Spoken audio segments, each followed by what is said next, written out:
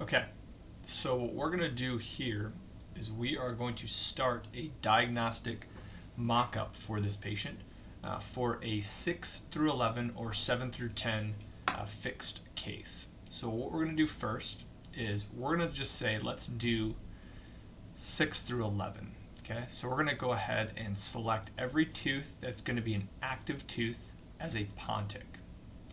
Okay, then the tooth distal on each side we're going to select as either a veneer or a crown. So that way we have a bridge, one tooth distal to our proposed wax up, and every tooth that's going to be waxed up is a Pontic. We're going to change our connector type to intersecting. We're just going to select any machine. So I do MCXL, Seltzer Duo, and standard burr set.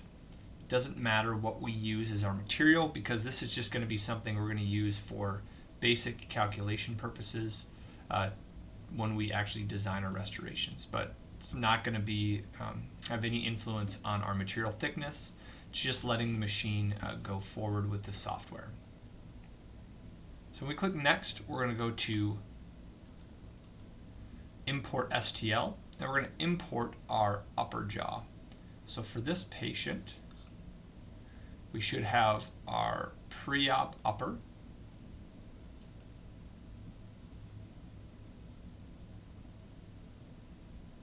so this is what the patient looks like currently. All right, we're going to add an object, and we're going to add another copy of that upper jaw. So usually we can take it, drag it, and click copy. And it should give us 2 copies of the upper jaw, which is going to be our active jaw we're going to work on. We're then going to do a lower jaw. So we're going to import our lower jaw.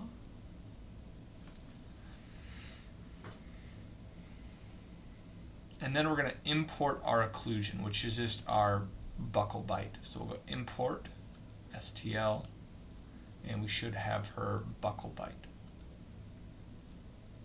So these are just simple exports from the CEREC Prime Scan using the CEREC Connect software in the impression module. To get a exported buccal bite, the way that I do it is I'll actually go ahead and scan. I scan the upper, lower, do the bilateral buccal bite. I take it in a mesh mixer and combine the maxillary mandibular jaws and then export that as an STL. I find that to be the easiest. The other way that you can do this too is you could scan the buccal bite as your gingival mask, and then you can import that into your occlusion here. Whichever way you like to do it, I just use mesh mixer to bring the upper and lower jaw and combine them into a single file. So we're going to go ahead and click next.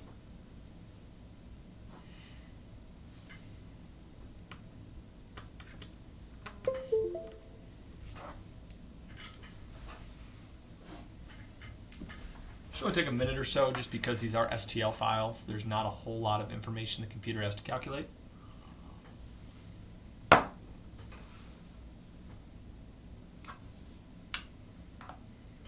right.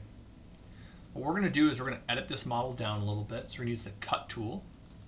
And we're going to get some of this extraneous information out of the way, some of this extra tissue that we don't need. That looks good there.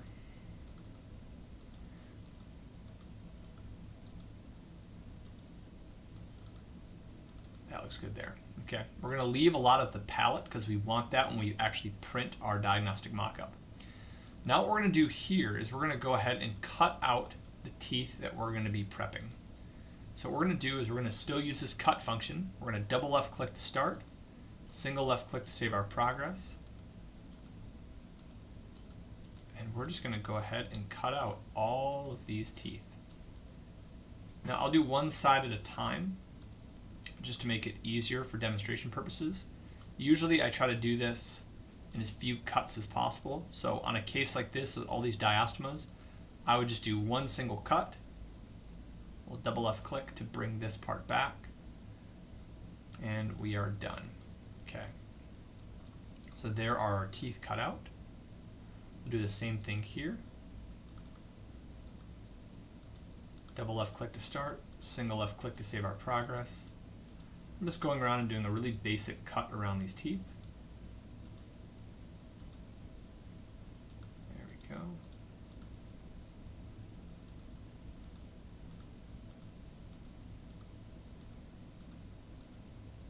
And double left click to toggle. And now we're going to go to the replace function. Okay. So what this is going to do is going to get all of those teeth out the way, and it's going to give me something that I can start to build and use my soft tissue model to build some artificial pontics for our diagnostic wax up. So now we're going to replace this because we can't have a hole in our model if we're going to go ahead and do a pontic. The computer will freak out. So we're going to go ahead and draw a nice little line all the way around. Oh, let's fix that really quick. We want to make sure that we are completely on our model and we don't have any line floating in air. A line floating in air or an empty space will create an issue when it goes to apply and make this model solid. So we may have one area over here that we have to adjust. So let's take a look. So let's go ahead and make a quick adjustment over here. Double left click, quick apply. Alright, so if it gives me an error or it doesn't like this, what we're going to do is go ahead and we're going to discard our line. We'll just draw it again. So that's the only negative to this software that I've noticed is when we go to draw this line, occasionally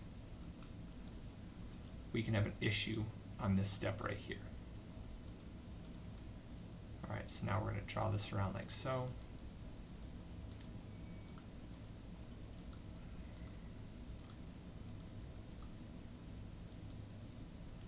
And then we're going to fix this so that way we don't go through our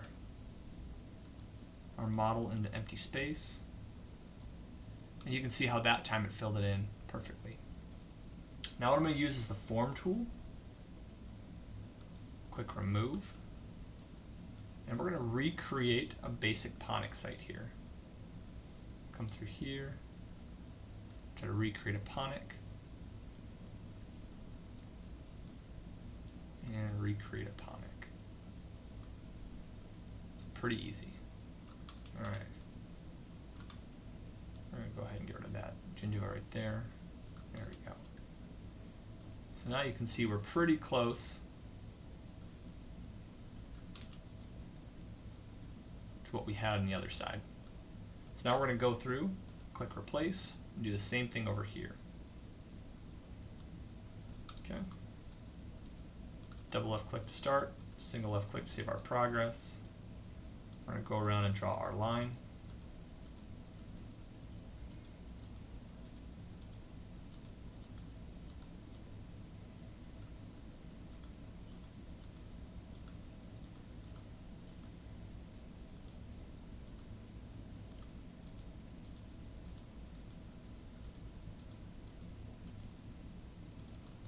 All right, click apply. Here we go. Okay, we're going to use our form tool. Click remove. And we're just going to right click and or left click and hold to kind of hollow that space out to create a pontic site. Left click and hold. And left click and hold. There we go. Get rid of that. Get rid of that, get rid of that. Perfect. All right, so now you can see we have a pretty nice pontic model to work with.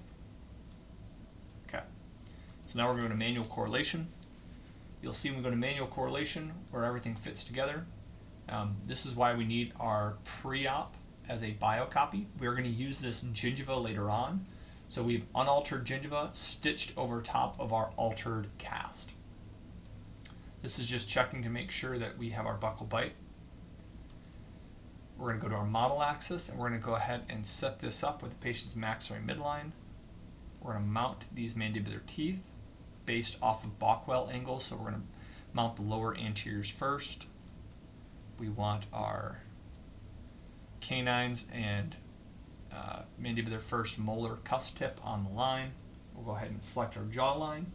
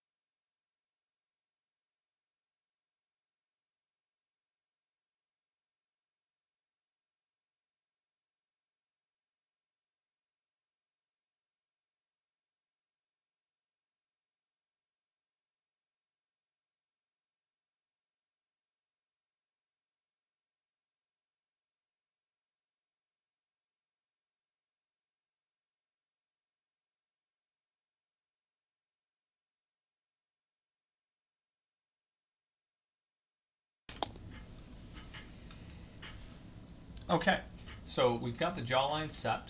We have the teeth, both 5 and 12, marked. You can left click and you can drag this little tooth bubble around. We're going to go ahead and draw our margin.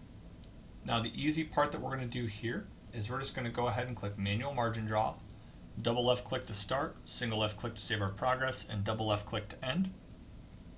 We just want to draw some arbitrary margin on tooth number 5 and tooth number 12. Do the same thing under manual margin draw here. And we are all set. All right. Again, I'm going to set a model insertion axis. You don't really have to even mess with this step. Usually what I recommend is just however you want this to go in the patient's mouth, You just want these path of insertion arrows to look like a yellow dot facing you, or as close to it as possible. We'll click Next. All right, this is important. For this step right here, we're going to unclick Consider Instrument Geometry and Remove Undercuts, and we're going to click Apply for similar elements. Next thing we're going to do is we're going to go over to one of our Pontic teeth, and we're going to put gingival spacing at -2000 and apply. This means that our Pontic is going to intersect our model, which is what we want because we want the most natural looking proposal possible. Now if you look here, the computer is going to spit us out a basic morphology. So this is the morphology called biogeneric. We can click through some anterior tooth forms if we want. We could go through tapered, we could go through square, go through ovoid. Overall, ovoid does look pretty nice. We can go to tooth database, we could go to Vita. I usually like these, rectangular teeth. But it really all depends on the actual patient, right? Which one we go with.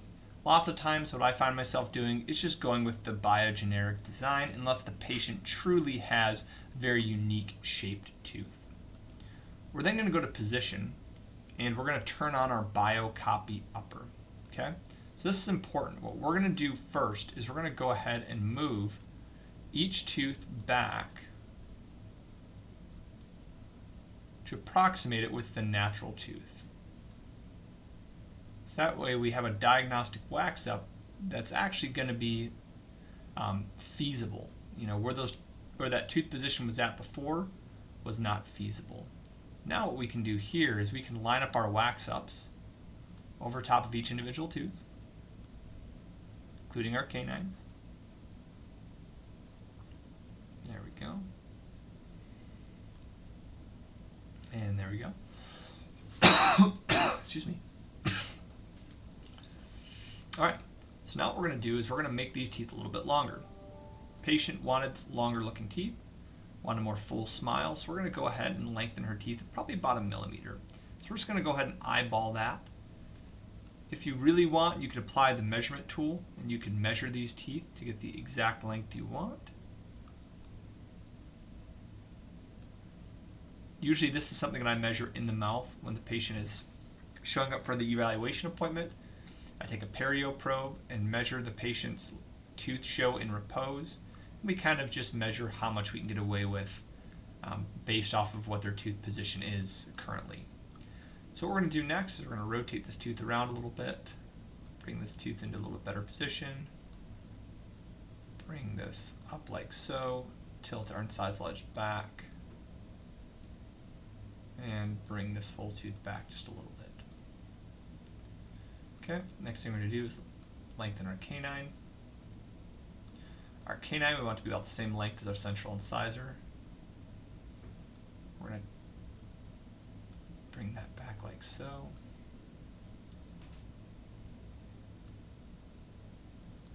Bring this back. Bring this up. Perfect.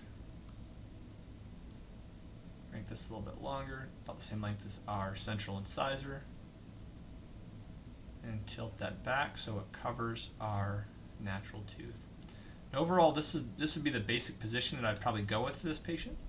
We can always scale these teeth out to make them a little bit wider as well. So the nice thing about this patient, just looking at it right now, is I'm going to be primarily additive on the facial surfaces. So we're going to have a lot of enamel to bond to. So overall, I think this is going to be a very successful restoration based on the fact that we can get away with more of an additive style of wax up. So overall, we're going to go next and click Edit Element. Now what it's going to do is it's going to go ahead and start to design our basic restorations. Tooth number 5 and tooth number 12 will disappear here in 1 second, so you don't have to worry about those. And we're left with just essentially 6 through 11. Now the first thing I do is I go into my shape function. I bring my cervical 1/3 down ever so slightly. Just like that. Overall, there's not a whole lot I have to do to this basic wax up design other than get rid of some of these areas on the lingual that aren't actually going to be part of my preparation design. So get rid of all this, get rid of this.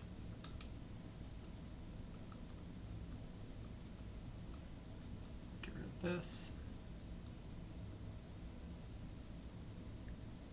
Now what this is telling me is that I'm going to have to have a little bit of a lingual wrap on these, so I am going to have to go interproximal, which means I am going to have to prep a little bit more than just a basic, labial veneer. So whenever we're closing a diastema, I find this view extremely helpful because this kind of gives me an idea of what my overall veneer preparation is going to have to look like in order for me to get my desired end result. So we'll go something like so. Now, what we're going to do is I like to strengthen up my mesial line angles of these centrals. So we're going to go ahead and make them just a little bit more square.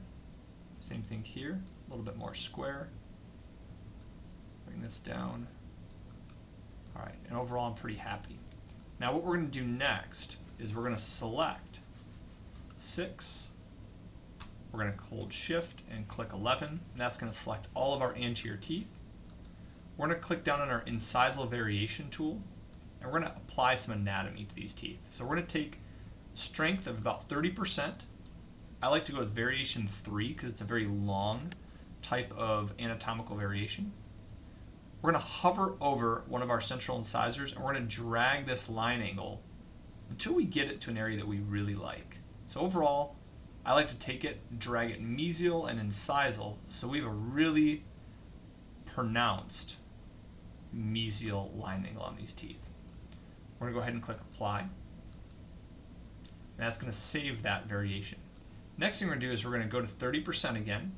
We're going to go with variation 6. And that is a cervical variation. We're then going to take this on the central incisor and drag this down. And that's going to give us just a little tiny bit of horizontal imbrication line at the gingival 1/3. We'll click Apply. Okay? Last step that we have to do is we'll double left click on tooth number 6. We'll turn our upper copy off. We're going to go down to our hide neighbors function. So we'll go to Form, Smooth, Hide Neighbor. And what we're going to start to do here is get rid of these contact areas between the teeth. Because what we don't want is we want to make sure these are all separate. And we actually go ahead. Let's get rid of our upper jaw. Excellent. There we go.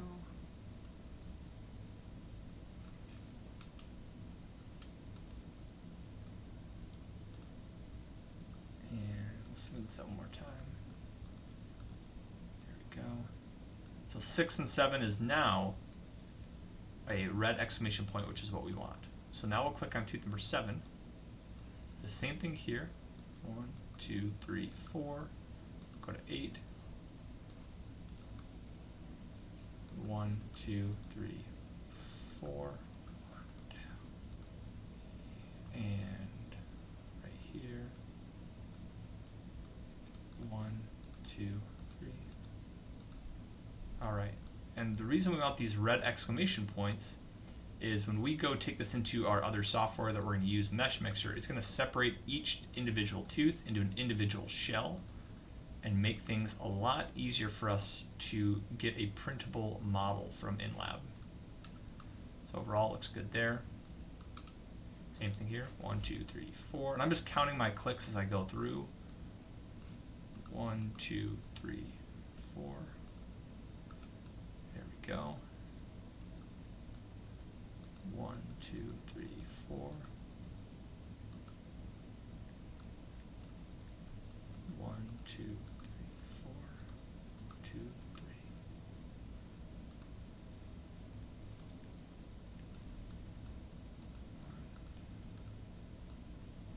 Perfect. Okay. So now we'll go ahead and put our biocopy back in. Go ahead and we'll put our upper model back in. Turn off our hide neighbor function. And there we go. This is what our diagnostic wax up is going to look like on our model. Now if we want to take this one step further, we can turn on our articulating function. Go to articulation parameters. Click OK.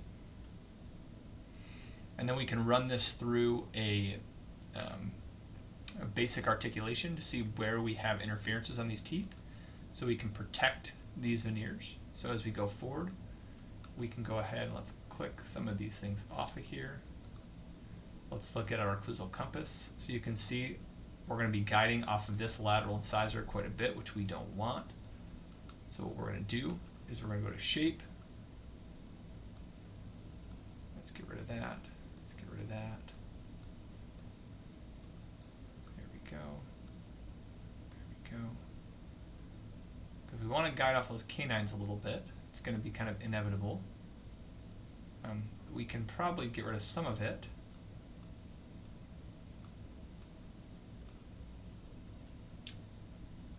If we come through like so. Here we go. Now we have an articulated wax up. Let's go ahead and let's put in our biocopy model to show you kind of what we have now. Now if we want to go through here, what we can do is we can go ahead and go through our manual move.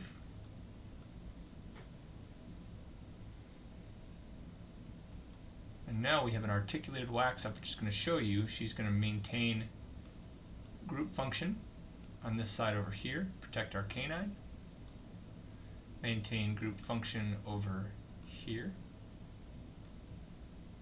and protect our canine. And when we go into protrusive, we should be sharing the load on these anterior teeth. 1, 2, and 3, and 4. So we have 4 points that are protecting these anterior teeth when we go into protrusion.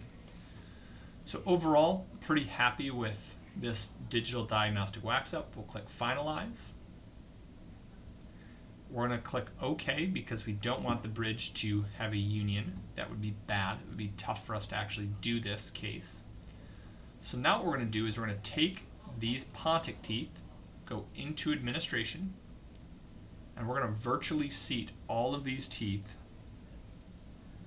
by clicking this button right here and not considering instrument geometry onto our model. So now we're going to have our mandibular jaw, our maxillary edited model with our gingiva, and our biocopy unaltered model. So what we're going to do is we're going to File, Export. We're going to go ahead and save these as high resolution STLs and put in final wax up and click save. No, I must have already saved something called final wax up here. Here we go. Final wax up. Save. So now we're going to close down InLab. We are now going to open Mesh Mixer. And we're going to import those models that we just edited previously. So we'll come over here. So pre-op, upper, put these together.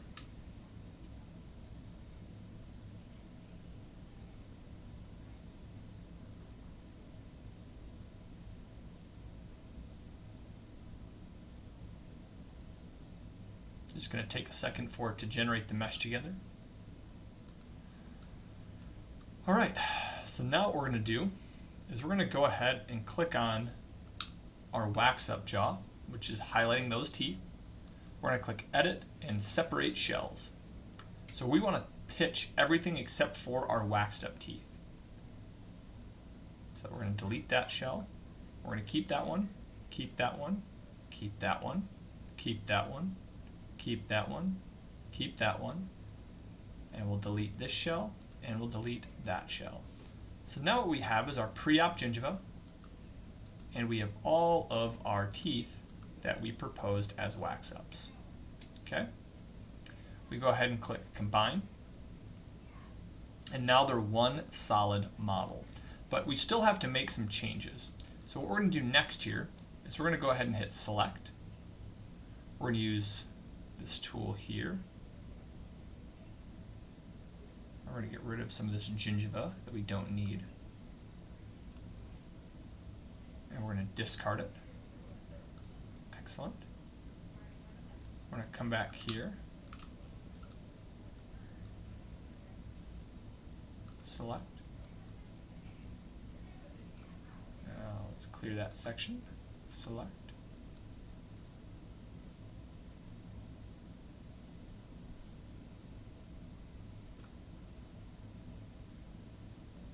Clear section. Let's try this one more time here.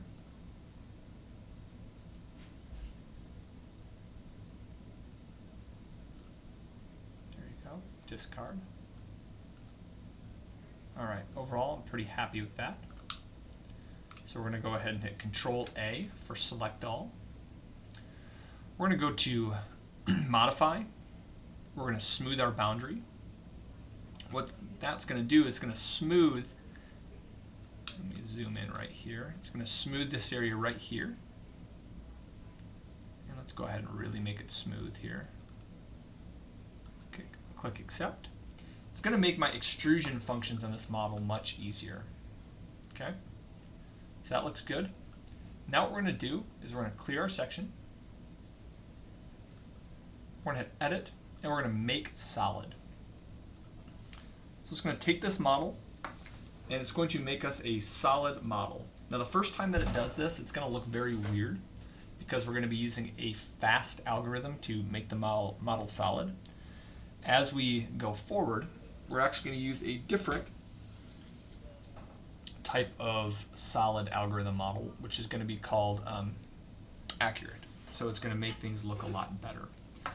So depending on how fast or how slow your computer is, this could take anywhere from 30 seconds to 5 minutes. So now is a good time to kind of step away and get some coffee. All right. So what we're going to do here is we're going to go up here and click on Accurate, and we're going to increase our mesh density and our solid accuracy and click Update. Again, it's going to take a minute or two to update all of these functions.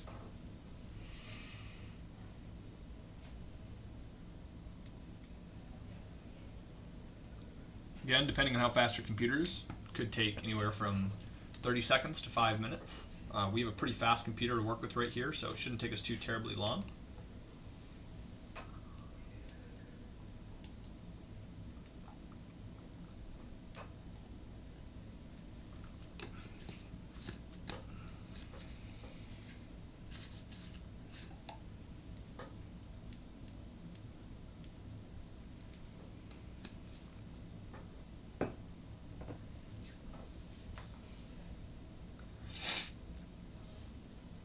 I tend to find if we smooth that boundary prior to doing this, it tends to make this process a little quicker. All right, now this right here is a 3D printable model. So you could actually go ahead and 3D print this, and this thing would be ready to go. What I typically do is I'll actually go through and I'll make some other adjustments to it. So I usually go in and hit Accept.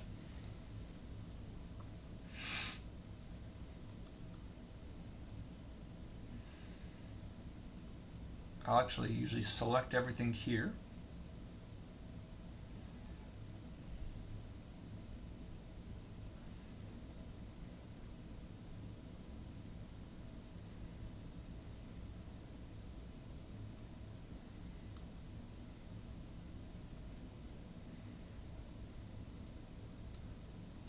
And I'll select this entire base.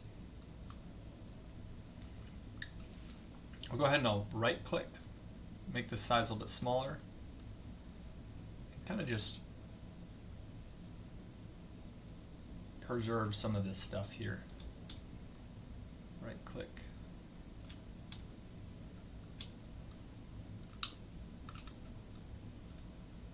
Right click this.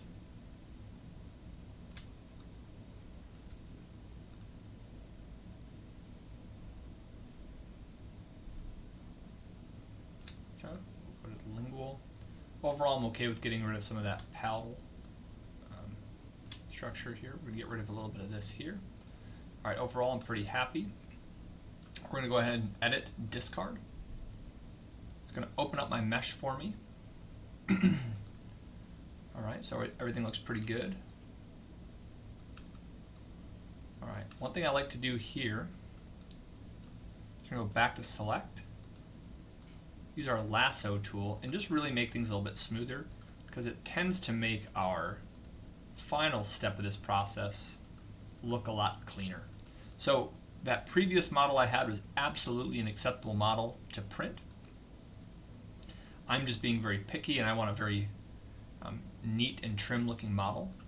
So at this point we'll hit Control A. We're going to go into Modify. We're going to smooth our boundary one more time.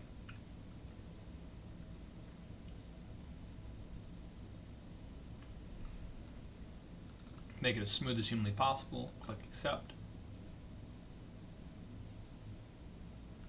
Edit, Extrude, and now we're going to make a nice flat base for our model.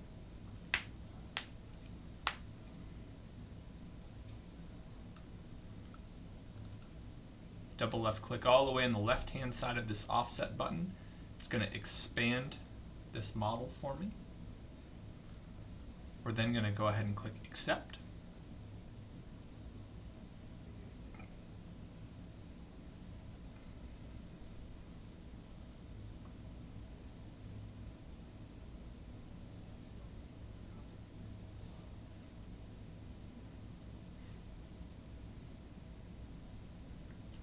Again, depending on your computing power, it may take a little bit longer. Sometimes this can take a couple minutes, sometimes takes a few seconds.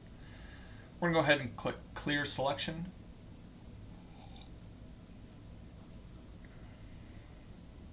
Click Edit, and we're going to run what's called a plane cut function under the Edit function.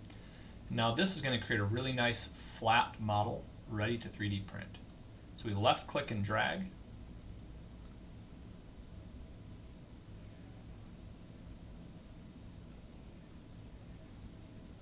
Perfect. All right, now you can see when I drag it and cut it at this level right here, it's already filling in a nice flat solid base. So we're going to click Accept.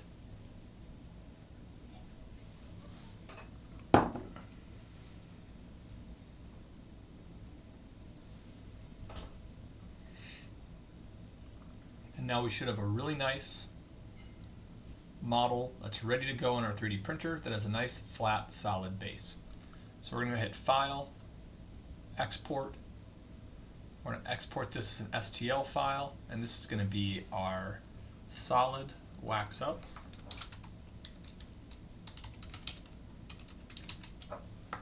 We'll hit Save. And we are done with that portion there. Now we open Preform.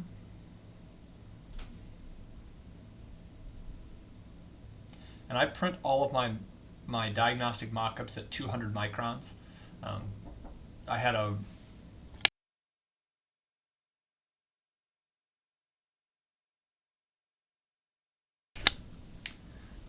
a residency classmate who once told me, you don't want to make things look too good or the patient will never come back.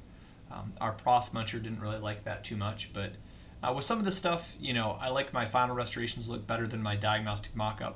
So printing at 200 microns saves me some time, makes it look really nice to the patient, give them a general idea, but it also allows me to wow them with the characterization that we can do on the ceramic on the final restorations. So we're going to come in here, drag our solid wax up in. All right. So we print it with the Draft V2 at 200 microns. We're going to print it flat to our printer bed. We'll click done. We'll drag this over. And the closer we move this to the mixer, the faster this print is. So everything looks good here. And if we go to print time and calculate, it should take us maybe about 13 minutes to print this model. So you can see that this is something that I can actually do for the patient while they're waiting. If I have, somehow they schedule sometimes a 2-hour eval for me for something like this, I can have the patient hang out in the waiting room and we can do a diagnostic mock-up before the patient leaves. Usually I schedule a preoperative visit. I talk about the patient's kind of concerns, chief complaints, look at their photos, and then we go ahead, do this diagnostic workup back in my office. I print it, and then I make a putty matrix for the patient and do this try-in the day that we actually do the preparations. So overall, hopefully you found this video helpful.